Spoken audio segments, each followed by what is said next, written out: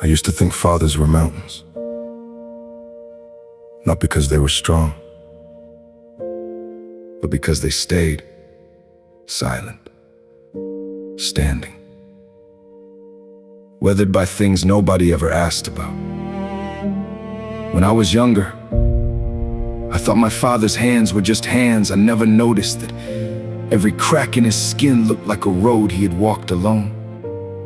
Roads with no applause, roads with no audience, roads where being tired was a luxury he could not afford. I remember hearing the front door open late at night, that sound, that small metallic click. I never knew it was exhaustion coming home. I never knew it was worry, taking off its shoes in the dark. I never knew it was a man carrying the weight of tomorrow while pretending today wasn't heavy. Because fathers do that. They hide hurricanes behind ordinary faces. They bury their fears so deeply. Even their own children grow up believing they were never afraid. And maybe that's the tragedy. The strongest men I have ever known were never allowed to be human. Nobody asks fathers if they're okay. We ask if the bills are paid, if the car is working, if the roof is holding. But who asks the man beneath the roof whether his own heart is leaking? Who notices when the protector needs protecting? Who sees the cracks in the walls that never fall? I think about all the fathers who sat in parked cars for 5 extra minutes before walking inside. Not because they didn't want to come home, but because they needed a moment, just one moment, to gather enough strength to keep being everybody else's strength. I think about the fathers who skipped meals and called it not being hungry, who postponed dreams and called it responsibility, who carried pain and called it nothing. The fathers who broke quietly, so quietly that even the people they loved never heard the sound. And now that I'm older, I see things differently. I see the wrinkles, the slower steps, the sighs that arrive before the words do. I see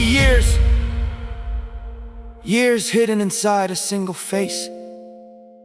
Years of choosing us again and again and again, until sacrifice became a language they spoke more fluently than their own name. And if I could sit beside my father today, not as a child, but as someone who finally understands, I wouldn't thank him for being perfect, because he wasn't. No father is. I would thank him for staying when leaving would have been easier, for trying when nobody gave him instructions, through carrying generations of expectations while still finding room to carry me.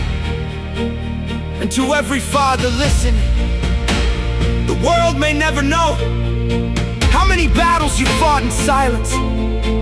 It may never know how many nights you chose courage while fear sat beside you.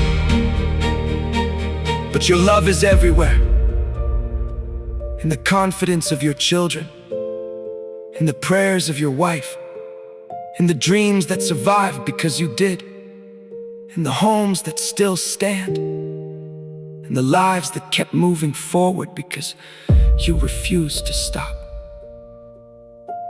You may not look like a hero. Heroes rarely do. Sometimes they look like tired men, heading to work before sunrise. Sometimes they look like old photographs. Sometimes they look like empty seats that still teach lessons years later. But they are heroes. And today, for once, we hear the sound of their sacrifice. We hear the language of their love. We hear the hearts of the men who spent their entire lives making sure ours kept beating. Happy Father's Day to the men who carried more than they ever said, to the men who broke quietly and loved loudly.